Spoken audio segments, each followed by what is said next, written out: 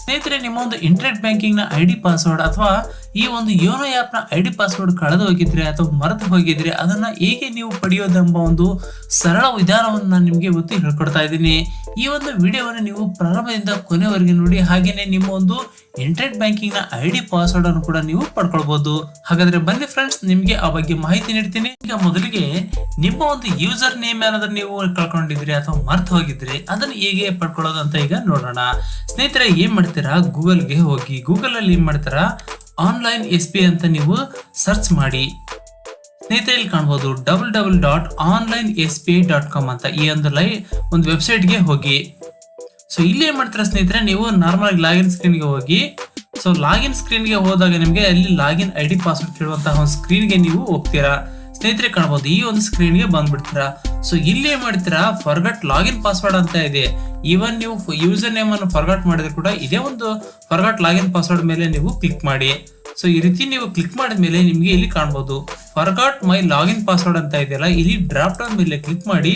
ಇಲ್ಲಿ forgot user name ಅಂತ option ನಿಮ್ಗೆ ಇಲ್ಲಿ ಸಿಗುತ್ತೆ. ಸೊ ಇದ್ರ ಮೇಲೆ ನೀವು ಕ್ಲಿಕ್ ಮಾಡಿ ನೆಕ್ಸ್ಟ್ ಅಂತ ಕೊಡಿ.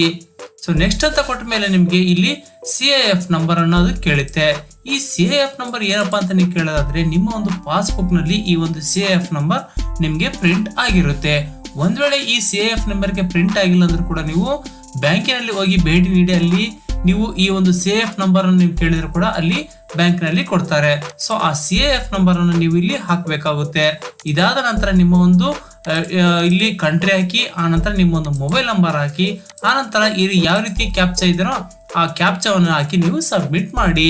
ನಿಮಗೆ ಸಬ್ಮಿಟ್ ಒತ್ತಿದ ನಂತರ ನಿಮ್ಮ ಒಂದು ಮೊಬೈಲ್ಗೆ OTP ಬರುತ್ತೆ. ಆ ಒಂದು OTP ಅನ್ನು ನೀವು ಇಲ್ಲಿ ಹಾಕಬೇಕು. ಸ್ನೇಹಿತರೆ, ಈ OTP ಬರೋದು ನೀವು ಮೊಬೈಲ್ ಬ್ಯಾಂಕಿನಲ್ಲಿ ಯಾವ್ದೊಂದು ಮೊಬೈಲ್ ನಂಬರ್ ಕೊಟ್ಟಿರ್ತೀರೋ ಅದೇ ಒಂದು ಮೊಬೈಲ್ ನಂಬರ್ಗೆ ಈ ಒಂದು OTP ಬರುತ್ತೆ. ನಾನೀಗ ಒಂದು OTP ನಂಬರ್ ಎಂಟ್ರಿ ಮಾಡಿ ಸಬ್ಮಿಟ್ ಕೊಟ್ಟಿದ್ದೀನಿ. ಸ್ನೇಹಿತರೆ ಕಾಣಬಹುದು, ಈಗ ನಿಮ್ಮ ಒಂದು ಯೂಸರ್ ನೇಮ್ ಈಗ ಕಾಣುತ್ತೆ. ಇಲ್ಲಿ ನನ್ನ ಒಂದು ಯೂಸರ್ ನೇಮ್ ಕಾಣ್ತಾ ಇದೆ, ನಾನು ಇಲ್ಲಿ ಹೈಡ್ ಮಾಡಿದ್ದೀನಿ.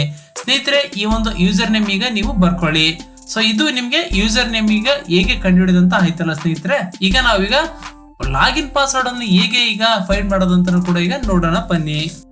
ಸೊ ಸ್ನೇಹಿತರೆ, ಮತ್ತೆ ಇದೇ ಸ್ಕ್ರೀನ್ಗೆ ಬನ್ನಿ. ಇಲ್ಲಿ ಮತ್ತೆ ಫರ್ಗಾಟ್ ಲಾಗಿನ್ ಪಾಸ್ವರ್ಡ್ ಅಂತ ಇದೆ ನೋಡಿ, ಮತ್ತೆ ಅದ್ರ ಮೇಲೆ ಕ್ಲಿಕ್ ಮಾಡಿ. ಇಲ್ಲಿ ಈ ಸಾರಿ ಫರ್ಗಾಟ್ ಮೈ ಲಾಗಿನ್ ಪಾಸ್ವರ್ಡ್ ಅಂತ ನೀವು ತೆಗೆದುಕೊಳ್ಳಿ. ಸೊ ನೆಕ್ಸ್ಟ್ ಅಂತ ಕ್ಲಿಕ್ ಮಾಡಿ. ಸೊ ನೆಕ್ಸ್ಟ್ ಅಂತ ಕ್ಲಿಕ್ ಮಾಡಿದ್ಮೇಲೆ ನಿಮಗೆ ಇಲ್ಲಿ ಯೂಸರ್ ನೇಮ್ ಕೇಳುತ್ತೆ, ಅಕೌಂಟ್ ನಂಬರ್ ಕೇಳುತ್ತೆ, ಹಾಗೇನೆ ನಿಮ್ಮ ಒಂದು ಕಂಟ್ರಿ ಕೇಳುತ್ತೆ, ನಿಮ್ಮ ಮೊಬೈಲ್ ನಂಬರ್ ಕೇಳುತ್ತೆ, ಡೇಟ್ ಆಫ್ ಬರ್ತ್, ಹಾಗೇನೆ ಈ ಒಂದು ಕ್ಯಾಪ್ಚಾವನ್ನು ಹಾಕ್ಬೇಕಾಗುತ್ತೆ. ಈಗ ಯೂಸರ್ ನೇಮ್ ನಿಮ್ ಬಳಿ ಇದೆ, ಹಾಗೇನೆ ಅಕೌಂಟ್ ನಂಬರ್ ನಿಮ್ಮ ಹತ್ರ ಇರುತ್ತೆ. ಸೊ ಮೊಬೈಲ್ ನಂಬರ್ ಇವೆಲ್ಲ ಹಾಕಿ ನೀವು ನೀವು ಕೆಳಗಡೆ ಸಬ್ಮಿಟ್ ಅನ್ನು ಒತ್ತಿ. ಸೊ ಸಬ್ಮಿಟ್ ಒತ್ತಿದ ಮೇಲೆ ನಿಮಗೆ ಒಂದು OTP ಬರುತ್ತೆ. ಸೊ OTP ಅನ್ನು ನೀವು ಇಲ್ಲಿ ಹಾಕೊಳ್ಳಿ, ಕನ್ಫರ್ಮ್ ಕೊಡಿ. ಸ್ನೇಹಿತರೆ, ಈಗ ನೆಕ್ಸ್ಟ್ ಸ್ಕ್ರೀನ್ ಅಲ್ಲಿ ಇಲ್ಲಿ ಏನ್ ಕೇಳುತ್ತೆ ನಿಮ್ಗೆ, ಯೂಸಿಂಗ್ ATM ಕಾರ್ಡ್, ಹಾಗೇನೆ ಪ್ರೊಫೈಲ್ ಪಾಸ್ವರ್ಡ್, ಹಾಗೇನೆ reset your login password with branch activation, ಈ 3 ಆಪ್ಷನ್ ನಿಮ್ಗೆ ಕೇಳುತ್ತೆ. ನಿಮ್ಮ ಬಳಿ ಈಗ ATM ಕಾರ್ಡ್ ಇದ್ರೆ ನೀವು ATM ಕಾರ್ಡ್ ಮೇಲೆ ಕ್ಲಿಕ್ ಮಾಡಿ. ಒಂದ್ ವೇಳೆ ಈ ಪ್ರೊಫೈಲ್ ಪಾಸ್ವರ್ಡ್ ನಿಮ್ಮ ಹತ್ರ ಇದ್ರೆ ಅದನ್ನು ಕೂಡ ಹಾಕ್ಬೋದು. ಹಾಗೇನೆ ಒಂದ್ ವೇಳೆ ನಿಮ್ಗೆ ATM ಕಾರ್ಡ್ ಇಲ್ಲ, ಹಾಗೇನೆ ಪ್ರೊಫೈಲ್ ಪಾಸ್ವರ್ಡ್ ಎರಡೂ ಇಲ್ಲ ಅಂದಾಗ ನೀವು reset your login password with branch activation ಅಂತ ನೀವು ಕ್ಲಿಕ್ ಮಾಡಿದ್ರೆ ನಿಮಗೆ ಇಲ್ಲಿ ಒಂದು ಲೆಟರ್ ಬರುತ್ತೆ. ಆ ಲೆಟರ್ ಅನ್ನು ಪ್ರಿಂಟೆಡ್ ತೆಗೆದುಕೊಂಡು ನೀವು ಸೈನ್ ಮಾಡಿ ನೀವು ಬ್ರಾಂಚ್ಗೆ ಕೊಡಬೇಕಾಗುತ್ತೆ. ನಾನೀಗ ಈ ಒಂದು ಆಪ್ಷನ್ ಬಿಟ್ಟು ನಿಮಗೆ ATM ಕಾರ್ಡ್ ಅಂತ ಸೆಲೆಕ್ಟ್ ಮಾಡಿ ತೋರಿಸ್ತಾ ಇದ್ದೀನಿ. ಯೂಸಿಂಗ್ ATM ಕಾರ್ಡ್ ಡೀಟೇಲ್ಸ್ ಅಂತ ಇರುತ್ತೆ. ಸೊ ಇದ್ರ ನೀವು ಆಪ್ಷನ್ ಕ್ಲಿಕ್ ಮಾಡ್ಕೊಂಡು ನೀವು ಸಬ್ಮಿಟ್ ಅಂತ ಹೊರಟಿದ್ರೆ ನಿಮಗೆ ಇಲ್ಲಿ ATM ಕಾರ್ಡ್ ನ ಡೀಟೇಲ್ಸ್ ಅನ್ನು ನಿಮಗೆ ಕೇಳುತ್ತೆ. ಈ ATM ಕಾರ್ಡ್ ಗಳನ್ನ ಎಲ್ಲ ಡೀಟೇಲ್ಸ್ ಗಳನ್ನು ನೀವು ಇಲ್ಲಿ ಹಾಕಬೇಕಾಗುತ್ತೆ. ಈ ATM ಕಾರ್ಡ್ ನ ಡೀಟೇಲ್ಸ್ ಈಗ ನನ್ನ ಒಂದು ATM ಕಾರ್ಡ್ ನ ಡೀಟೇಲ್ಸ್ ಇಲ್ಲಿ ಆಟೋಮೆಟಿಕ್ ಆಗಿ ಬಂದಿದೆ ನೋಡಿ ಸ್ನೇಹಿತರೆ. ಸೊ ನಾನು ಏನ್ ಮಾಡ್ತೇನೆ, ಇದನ್ನ ಕನ್ಫರ್ಮ್ ಅಂತ ಕೊಡ್ತಿದ್ದೀನಿ.